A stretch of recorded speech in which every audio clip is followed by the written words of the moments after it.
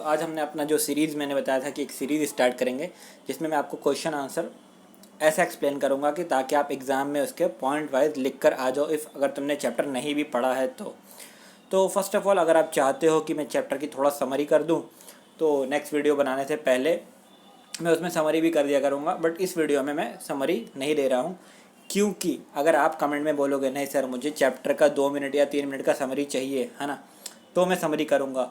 और मुझे लगता है अगर आप लोगों को समरी की ज़रूरत नहीं है, अगर आपका कोई कमेंट नहीं आया तो मैं समरी नहीं करूँगा। वैसे भी फिर भी बता दूँ, ये जो चैप्टर है ये हिस्ट्री के सोर्स पे डिपेंड है। अब हिस्ट्री का सोर्स क्या होता है, ठीक है, कि किससे हमें हिस्ट्री के बारे में मालूम पड़ता है, कौन सी ऐसी चीज़ है जिससे हमें हिस्ट्री के बारे में मालूम पड़ता है, तो उसको हम सोर्स ऑफ हिस्ट्री कहते हैं। उसके अलग अलग टाइप इन्होंने हमें काउंट करवाएं, जैसे फ़ोटोग्राफी हो गई, फिल्म हो गई, ऑडियो विजुअल हो गया, फिर जैसे पुरानी चीज़ें जो मिली हमें यानी जो एविडेंस हो गए, सोने के सिक्के वगैरह हो गए, फिर पुरानी जो आर्टिस्ट वगैरह होते जिनके आर्ट या पत्थर पे जो लिखे हुए हमें सामान मिले, इन चीज़ों से हमें मालूम पड़ा कि हाँ हिस्ट्री में लोग लिखना पढ़ना भी जानते थे, क्योंकि वो पत्थर पर कुछ लिख कर गए तो आज के टाइम पे हमने वो पत्थर पाया जब 2000-3000 साल पहले, तो हमें मालूम पड़ा उसके बारे में। फिर उन्होंने बोला कि कौन सा बेस्ट सोर्स आया, तो हाँ जब ये ऑडियोग्राफी आ गई यानी फ़ोटो फिल्म आ गया तो ये सब बेस्ट सोर्स आया है ना। और बहुत सारी चीज़ फिर हमें मालूम पड़ा कि पुणे में कौन सा फेमस म्यूज़ियम है उसके बारे में हमें मालूम पड़ा कि, और सत्याग्रह मूवमेंट कब हुआ था उसकी कैसे हमें पिक्चर्स मालूम पड़ी। ये सारी चीज़ें इस चैप्टर में अब क्वेश्चन आंसर में मैं आपको बता दूँगा। तो सबसे पहले इन्होंने जो क्या दिया हुआ अपना फिल इन द ब्लैंक्स है ना, जिसको रिवराइट बोलते हैं, चूज़ करना है करेक्ट। तो मैंने डायरेक्ट ऑप्शन भर दिया है ताकि आपको ढूंढना ना पड़े। आपके बुक में 4 ऑप्शन दिए होंगे, उसमें से एक आंसर है। तो among the historical source dash source are the based on modern technology. तो आपको इसमें आंसर है ऑडियो विजुअल, क्योंकि जब कोई ऑडियो आई ना तो वो मॉडर्न टेक्नोलॉजी आ गई। पहले क्या था, जो ओल्ड एज में क्या था, लोग लिख कर भेजते थे। अब बाद में मॉडर्न टेक्नोलॉजी आज आप व्हाट्सएप पे ऑडियो रिकॉर्डिंग भेज देते हो, वीडियो रिकॉर्डिंग भेज देते हो, तो ये मॉडर्न टेक्नोलॉजी को बेस हो गया। तो मॉडर्न टेक्नोलॉजी को क्या वो बेस हो गया, ऑडियो विजुअल यानी ऑडियो और विजुअल यानी वीडियोज़। फिर बोला कि पुणे में वो फेमस म्यूज़ियम कौन है जहाँ पर आपको गांधी जी से रिलेटेड इन्फॉर्मेशन मिलती है, तो वो म्यूज़ियम का नाम है द आगा खान है ना। मैं आपको हिंट मतलब थोड़ा वो कर देता हूँ, हाईलाइट कर देता हूँ। तो आगा खान जो पैलेस है उससे हमें गांधी जी के बारे में काफ़ी कुछ मालूम पड़ता है, और ये जो म्यूज़ियम है ये पुणे में स्थित है। देन द लास्ट, उसके बाद हम लास्ट के बारे में जानेंगे। तो लास्ट में एक यूनिक डिस्कवरी हुई थी मॉडर्न टेक्नोलॉजी की 10th to 8th सेंचुरी में, यानी हम जिस सेंचुरी में हैं उस सेंचुरी में, तो और उसको यूनिक जिसको कहा गया है यूनिक टेक्नोलॉजी और मॉडर्न टेक्नोलॉजी, वो आपकी आती है फिल्म यानी जो आप मूवीज़ वगैरह या रिकॉर्डिंग वगैरह मूवीज़ देखते हो, वो एक यूनिक टेक्नोलॉजी में है। तो इससे आपको क्या क्लियर हो गया है, जो फिल इन द ब्लैंक्स हो गए आपके क्लियर हो गए। अगर आपको पूछ लिया यूनिक डिस्कवरीज के बारे में या फेमस पैलेस के बारे में या ऑडियो विजुअल कब आया, मतलब ये मॉडर्न हिस्ट्री पे बेस है कि नहीं, आप लिख सकते हो। ओके, तो अब आगे बढ़ते हैं क्वेश्चन आंसर की तरफ। क्वेश्चन था इनका, during the British period newspaper also act as a source of social reform. कि ब्रिटिश लोग का जब टाइम चल रहा था तो न्यूज़पेपर भी एक स्पेशल सोर्स था है ना, किस लिए, हमें हिस्ट्री की यानी डेली लाइफ के बारे में बताने के लिए एक स्पेशल सोर्स किसको मान लिया गया था, न्यूज़पेपर को। क्योंकि उस टाइम पे न्यूज़ चैनल है ना, और आपके वो audio recording, video recording, social media ये सब हुआ नहीं करता था। तो जब जहाँ कुछ होता था तो पूरा दिन की जो खबरें रहती थी वो दूसरे दिन न्यूज़पेपर में लोग पढ़ते थे, तो इससे लोगों को बारे में कि क्या कहाँ पर हुआ, किस जगह पे कौन सी घटना घटी, कौन सी अच्छी चीज़ें हुई, ये उनको न्यूज़पेपर के थ्रू मालूम पड़ता था। अब आगे पॉइंट्स वाइज में मैंने आंसर बना के लिखे हैं, जिससे ताकि थोड़ा हेल्पफुल हो आपके लिए। आई होप सो, मैं और कोशिश करूँगा कि इसको और अच्छे से अच्छा बनाऊँ।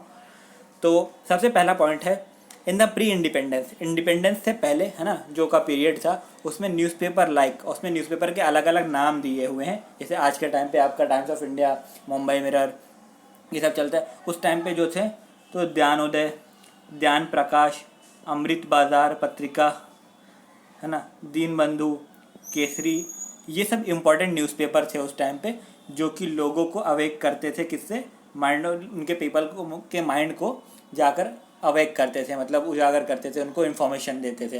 अवेक मतलब उनकी आंखें खोलना, जैसे उनको मालूम पड़ता था अच्छे फला टेक्नोलॉजी लॉन्च हुई है और ये चीज़ आया है, ये वहाँ पर ये चीज़ हुआ है, ऐसा ऐसा जो भी घटना घटी है या जो भी नई चीज़ें इवॉल्व हुई है, उससे वो जागरूक होते थे लोग कि उस जगह पर ये चीज़ हुआ है, और किससे मालूम पड़ता था? न्यूज़पेपर के। फिर सेकंड पॉइंट है इसका, through the newspaper we can study the British policies regarding India and their effect of India.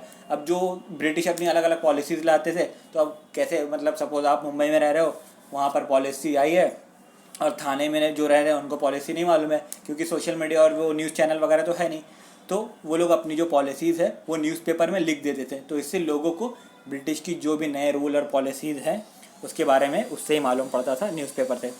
Third point आता है, during the British period newspaper were not only the source of political event but also act as a source of social reformation. अब ये British period के time पे ना सिर्फ ये नहीं था कि आपको पॉलिटिकल इवेंट यानी कि उनके पॉलिसीज़ या रूल वगैरह मालूम पड़ने, वो सिर्फ अपना रूल नहीं छापते थे, जो भी चीज़, जो भी घटना या जो भी इवोल्यूशन या जो भी न्यूज़, वो सारे कुछ उसमें वो प्रिंट कर देते थे, जिससे सोशल एक पब्लिक को मालूम पड़ता था कि सोशली वहाँ पर हुआ क्या है या क्या होने वाला है। जैसे कहीं पर भूकंप वगैरह आ गया है, तो वहाँ पर किसी के नेबर्स वगैरह रह रहे हैं, है ना, तो उनको ऐसे तो मालूम पड़ेगा नहीं, क्योंकि फ़ोन कॉल वगैरह तो हुआ नहीं करता था। तो वो दूसरे दिन इसमें न्यूज़पेपर में प्रिंट होके आएगा कि फ़ला जगह पे ये घटना हुई है, या ये हादसा हो गया है ना, ये एक्सीडेंटल प्रॉब्लम हो गई है, ये बिल्डिंग गिर गई है, तो वो न्यूज़पेपर में। तो इससे क्या, सोशल यानी लोगों को भी एक दूसरे की खबर मिलती थी। तो ये पॉइंट आपका कंप्लीट हो गया। अब सेकंड आंसर की तरफ बढ़ते हैं।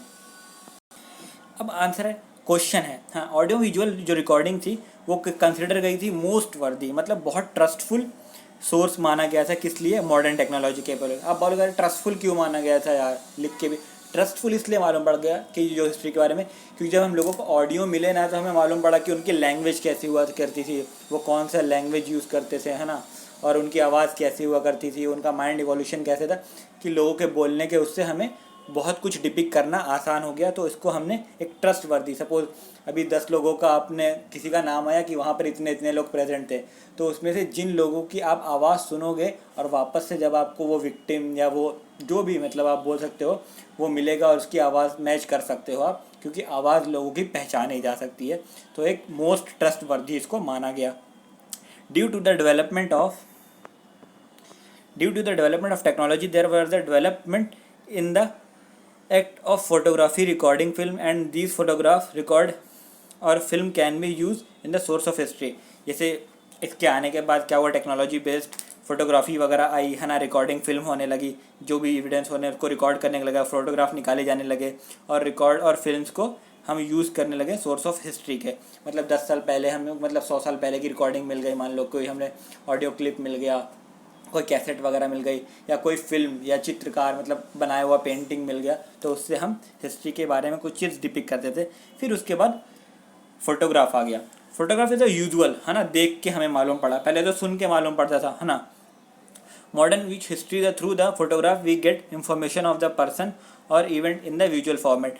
फिर हमें जो फोटोग्राफ आ गया, तो उससे हमें लोगों के पर्सन की कैसे विजुअल यानी वीडियो, जो हमें देख कर हम उसके बारे में उसको इमेजिन कर सके, उसको जान कर सके, पर्सन टू पर्सन के बारे में हम फॉर्मेशन जान सके और उस इवेंट को जान सकें। फिर थर्ड आ गया recording. Recording is the form of the audio source history during the modern period the speech of the live on the important personalities song etcetera available in the form of recording they can be use as a source of history. अब जब recording आई तो इसको और अच्छा मान लिया गया कि हाँ यार, लोगों की आवाज़ पहचानी जा सकती, ताकि फिर पिछले ज़माने में, जैसे कि किसने बोला था, सुभाष चंद्र बोस ने बोला था कि तुम मुझे खून दो मैं तुम्हें आज़ादी दूंगा, तो ये एक उनका क्लिप बना ना, है ना, ये उनकी एक रिकॉर्डिंग कहीं ना कहीं से किसी, अगर उन्होंने ऑडियो सभा में या मतलब किसी स्टेज पे बोला होगा, तो वो रिकॉर्डिंग आज भी लोग सुनते हैं, और उस रिकॉर्डिंग से लोगों को बारे में मालूम पड़ता है कि हाँ, हमारे एक फ्रीडम फाइटर ऐसे भी थे, मतलब ठीक है, उनकी रिकॉर्डिंग लोगों को मिली, तो जब आगे की जनरेशन आई तो उनके बारे में जाना, उसकी कि वो कैसी पर्सनालिटी थे।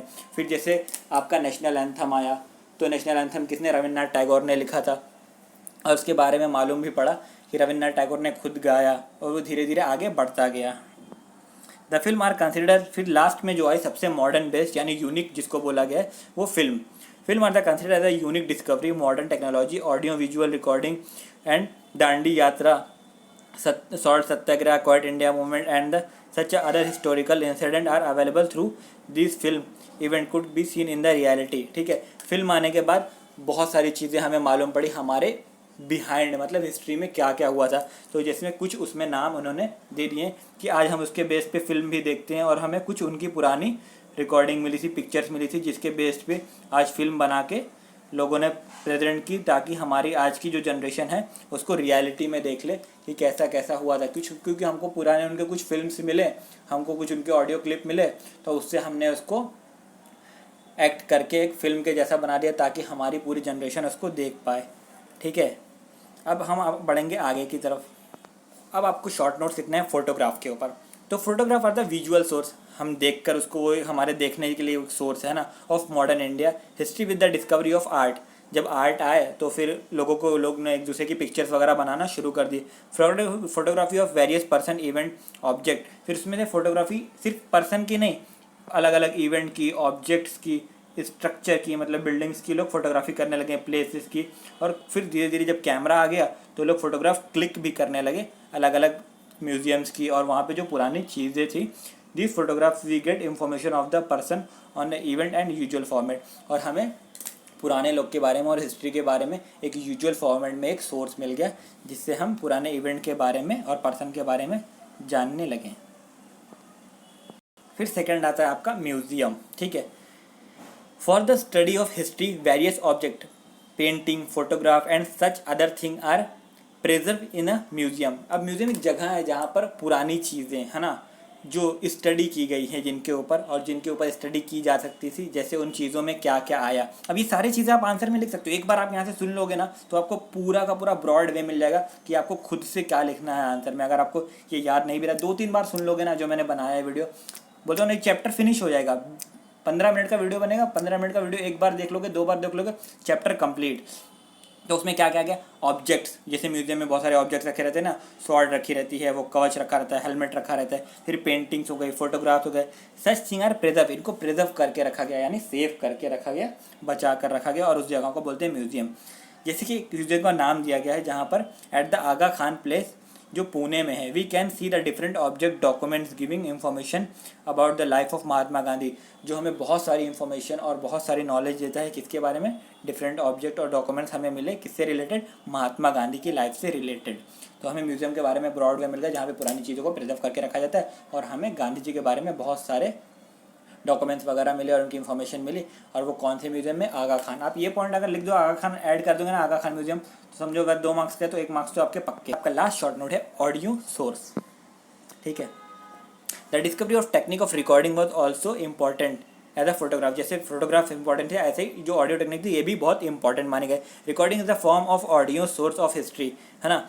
जो रिकॉर्डिंग है ये एक फॉर्म है ऑडियो सोर्स ऑफ हिस्ट्री का ना, कि जिसके बारे में, जिससे हमें ऑडियो सोर्स मालूम पड़ा हिस्ट्री के कुछ पुराने लोगों के बारे में। During the modern period the speeches of leader और important personalities, song etcetera are available in the form of recording. और आज मॉडर्न पीरियड में जैसे कि हमें बहुत सारे फेमस पॉलिटिशियंस हो गए या हमारे फ्रीडम फाइटर हो गए, जिनकी स्पीचेस और अलग अलग उनके जो बोलते हैं ना शेर व शायरी, जो पुराने जैसे लोग अल्लामा इकबाल और वो मिर्ज़ा गालिब या मोहम्मद रफ़ी या किशोर कुमार, ये लोग के गीत वगैरह भी एक क्या रिकॉर्डिंग फॉर्म में रखे गए। ठीक है, in the form of recording they can be use as a source of history. और इनका हमको एक हिस्ट्री के सोर्स जैसा मालूम पड़ा, क्योंकि 100-200 साल पे अगर किसी को कोई कैसेट मिल रही है तो उसमें कोई रिकॉर्डिंग है, तो वो एक सोर्स बन गया ना हिस्ट्री का।